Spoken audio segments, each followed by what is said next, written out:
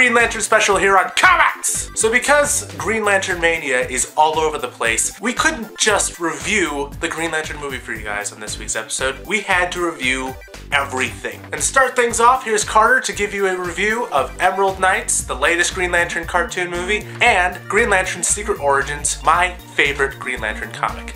Hit it, Carter! Hello everybody! So yes, as you can see, I am on vacation, and so sadly, I don't actually get to see Green Lantern, but instead, I decided to review Green Lantern Secret Origins and Green Lantern Emerald Knights. DC is known for having much better animated movies than Marvel, and I agree with that. However, Emerald Knights, I did not like it much. Since it was 6 individual little stories, they were just fun to watch, but didn't have nearly as much substance, and I just didn't find it quite as entertaining as DC's other movies, and they've had some really, really good animated movies, so I'd probably give this one a 3 out of 5. As for Secret Origins, it's a classic. If you haven't read Green Lantern Secret Origins, that is the first Green Lantern book you need to read. Jeff Johns handles a lot of DC characters. I think he handles Green Lantern the best. This is classic, my favorite Green Lantern story I've read. 5 out of 5 for sure. Thank you, Carter, and real quickly let me just say, I want to be on a cruise too! Why don't I get ocean breeze? All I get is sweat. Next on the review block is the Green Lantern toy line. Now this is a first for us here in comics. We've never reviewed toys, so to speak. In order for us to review these toys properly, we gotta go to where the toys are. As you can see here, we have 4 different figures from the Green Lantern toy line. We have Sinestro, we have Hal Jordan himself, we have Kilowog, and finally we have the greatest Green Lantern of them all, even though he dies. Spoiler! Abin Sur. Now even though I like these toys, they're way too expensive and they're way too tiny for me. I mean, some complaints that I heard about these little dudes was the lack of articulation, and honestly, something like that doesn't really bother me because I grew up with toys like these that couldn't bend at the elbows or at the knees. My biggest complaint comes from the fact that this is an $8 toy, basically anywhere you go besides maybe Walmart. Not even the fact that these figures are actually very well detailed, it's not worth $8, no matter where you go. I mean, sure, each of the figures come with these interchangeable cool constructs. They punch.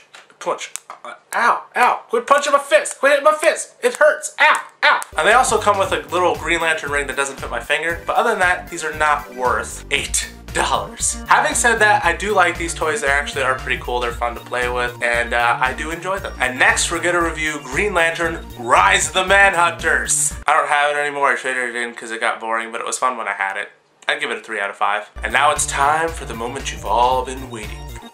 The Green Lantern movie review! Green Lantern is your basic superhero origin movie. If you don't know the origin story of Hal Jordan, basically, he's this test pilot who finds a dying alien who gives him a ring, and the ring belongs to the Green Lantern Corps, and it chose Hal Jordan to replace Abin Sur, and then Hal Jordan becomes a Green Lantern. Now, that as interesting as an origin story as that is, it wasn't really told well in this movie. Not that they messed anything up, because that was actually probably the best part about this movie, is that the translation from comic to movie as far as the comic mythology was actually very good. What was bad is that they tried to cram everything from the comic into this movie. Instead of focusing on story, they focused so heavily on trying to get as much as they can into this movie, and it just ruined the whole thing. And the parts that weren't explanation of anything were just boring and poorly written. One thing that really bugged me about this movie was the tone. Not that it was a wrong tone, but that there wasn't really a tone that they were set for. They were all over the place. Having said all that, you know, this movie was very poorly made,